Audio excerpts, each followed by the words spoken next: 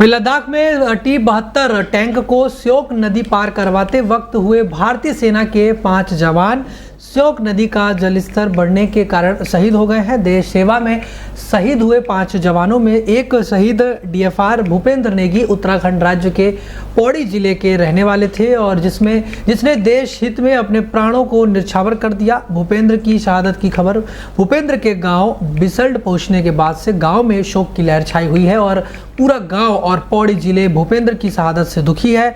पौड़ी जिले के बिसल्ड गांव का लाल DFR भूपेंद्र नेगी देश सेवा में शहीद हो गया।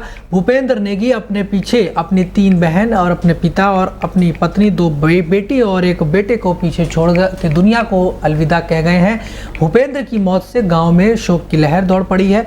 वही भूपेंद्र के पिता, उनके पति और उनके 2 बेटी और एक बेटा देहरादून में ही रहते हैं, लेकिन भूपेंद्र को अंतिम विदाई देने पर परिजन गांव पहुंच गए हैं, जिनका रो रो कर बुरा हाल है। वह भूपेंद्र 18 साल से सेना में सेवारत थे, यानी कि कार्य कर रहे थे। उनकी प्रारंभिक पढ़ाई गांव में ही हुई थी, जबकि इंटरमीडिएट की पढ़ाई उन्होंने पाबो से की है और फिर वे देश की सुरक्षा के लिए सेना का हिस्सा बन गए।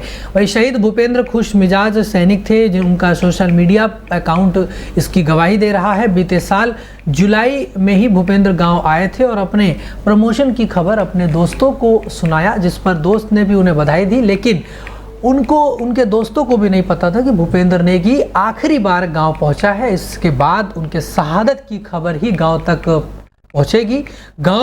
वही गांव के जो लोग हैं, ग्रामीणों का अभी भी उनको यह एहसास नहीं हो रहा कि भूपेंद्र अब इस दुनिया में नहीं रहे, वो इस दुनिया को अलविदा कहकर जा चुके हैं। सर, वो इसी जैसे पावर इंटर कॉलेज तक उसने 12वीं पास किया है।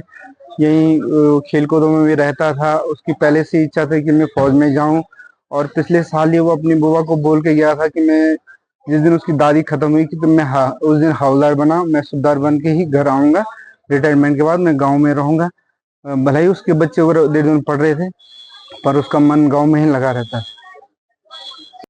अब अपने पीछे किन को छोड़ गए? अपने पीछे वो मिसिस को छोड़ गया। 3 बच्चे हैं, 2 लड़के हैं, 1 लड़की है। अभी कब उनका पार्थिव शरीर यहाँ पहुंच? वो कल पार्थिव शरीर कल पहुंचेगा इनका, यहीं से फिर दाह संस्कार होगा गांव से ही। तो ट्रेनिंग के दौरान पता नहीं क्या हुआ, हमने तो यही सुना कि 5 टैंक थे, इनका लाश था जो पानी में डूब गया। लेकिन हम तो यही सोच रहे थे कि क्या पता, उसको तैरना भी आता था क्योंकि हम नहाने भी जाते थे नदी, तो हमने सोचा क्या पता, लगा नहीं कि जब न्यूज़ सुनी तो तब काफ़ी बुरा लगा। देखते हैं अभी।